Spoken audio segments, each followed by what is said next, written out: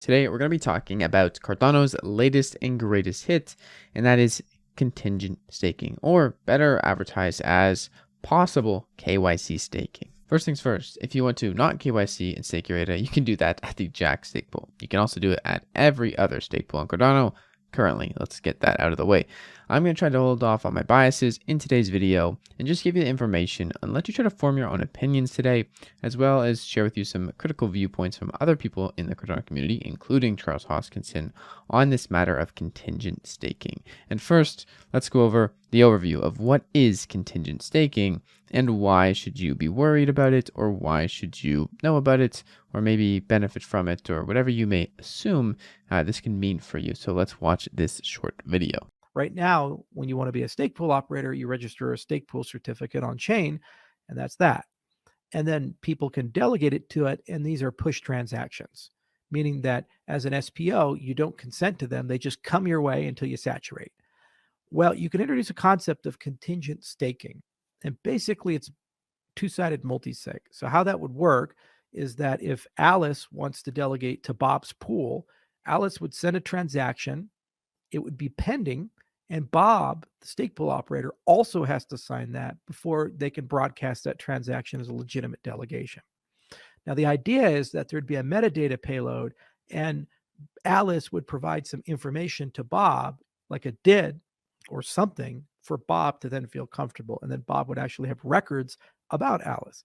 But this changes a push non-consensual relationship to a bilateral consensual relationship. I mean, both parties had to agree to it for it to work. Now, if you just watch that, you may have a few things going through your head. Hey, this could be centralized. Hey, this could be put into a matter of KYC and stop people from permissionlessly staking. Hey, this could be beneficial. We could have some cool things where stake pool operators get to choose who stakes with them. Hey, why does anyone care? I just want to stake my ADA, and I'm sure there's a lot of pools who would be happy to take it without KYCing so I could still earn my staking rewards. Or, hey, what if a certain dApp only allows you to stake with or use the dApp if you're staking with a certain pool? Now, all of these things are perfectly viable. These things could happen.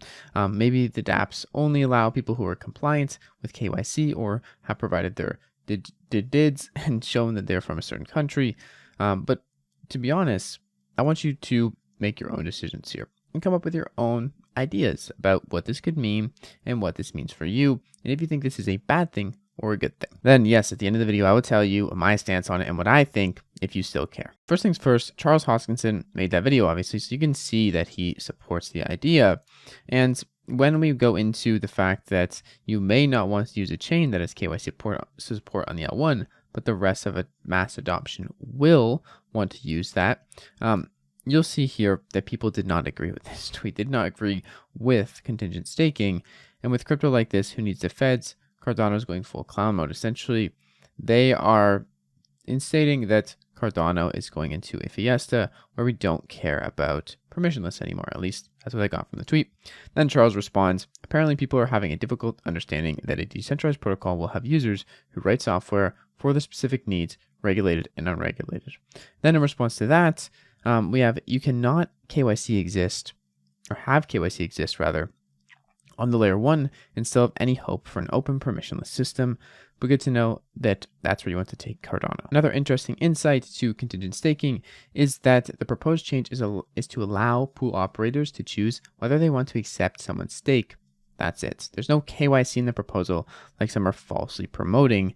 And then some replies to this are that KYC kind of is inherited from this contingent staking model, as if anyone wants to demand someone has to use a DID, aka KYC, as a use case, then they can do it on the layer 1 to stake with those stake pools. Conrad then replies saying how this is not enforced, or the L1 is not promoting KYC, but if the pool operator wants to require to hold an NFT, that could be a different option, or accept a stake after that condition, or maybe they want to spin up their own elsewhere pool, they can do that. But in general, Vanessa comes back here and says, if you're using a DID and you're not a US citizen, that's pretty much KYC, because if someone's not from the US and they have a DID that's outside the US, they are now showing that information, and the stake pool operator can reject their delegation. Then there were some replies about that Karma doesn't think that the protocol will require DIDs, but an operator could choose this metric in order for someone to delegate to their stake pool.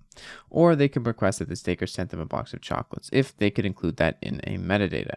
But anyways, the proposed change will do this to allow pools to decline someone's stake and have the right to do it.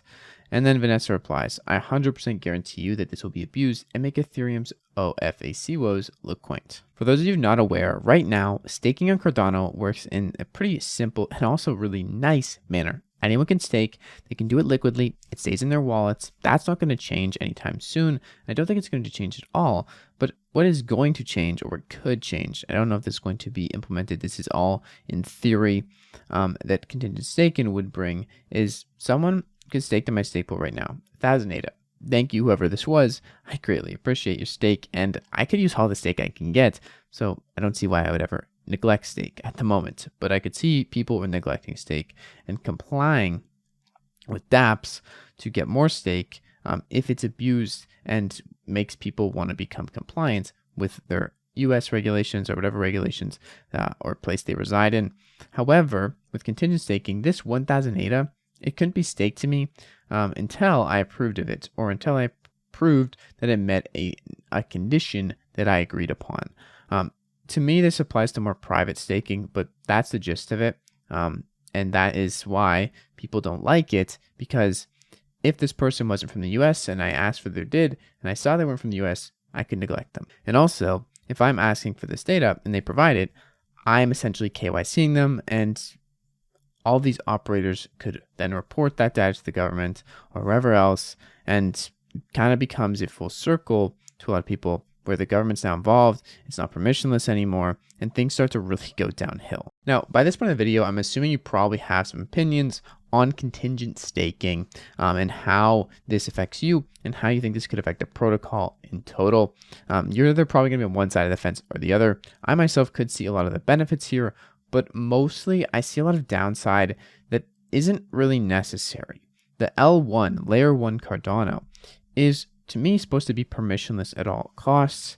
And that includes, maybe not having as an SPO the ability or the option to decline stake because of KYC. Now, at the same time, I also see the side of this where the ability to decline stake is not inherent KYC, but it can be abused heavily. And when things can be abused and there's incentives to do it, likely the outcome is abuse. Although I would love to see DIDs be used more often, this is not where I want to see them used.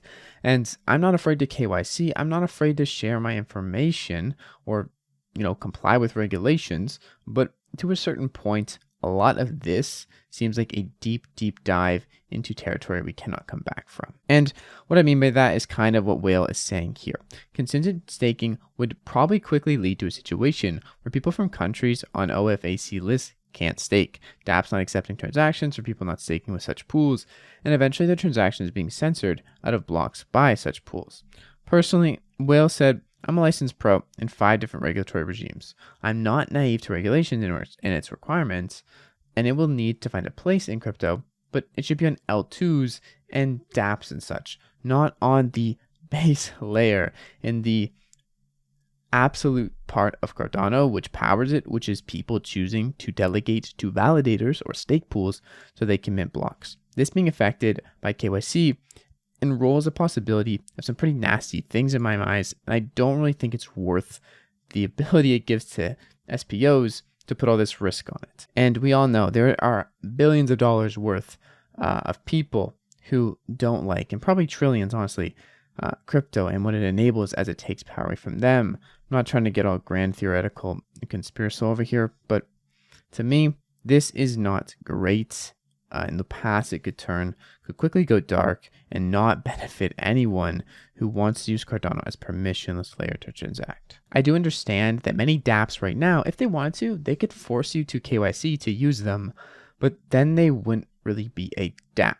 At least in the sense that if you have to KYC to use it, then it's not very decentralized for that part of it. However, there's also some benefits to having KYC options and platforms where KYC users have different abilities to do things. And I do see the good side of it too. I just don't see the good side when it comes down to being ingrained in Cardano's layer 1 and especially the part of Cardano's layer 1 and the protocol that powers everything, staking. After all, this is proof of stake, so changing the base protocol's staking mechanism and adding different features later on down the line is a bit scary, and we are going to have to think it through pretty heavily before proceeding, as we probably are doing here. But putting it out into discussion now and talking about it is definitely what we should be doing, and I, for one, don't really like this at the long term, as the dark paths don't outweigh the good paths. Anyways, that's it for today's video. I hope you guys found something new, learned something, or made an opinion of your own. I'll see you guys in tomorrow's video. It's been your friend Jack. Peace.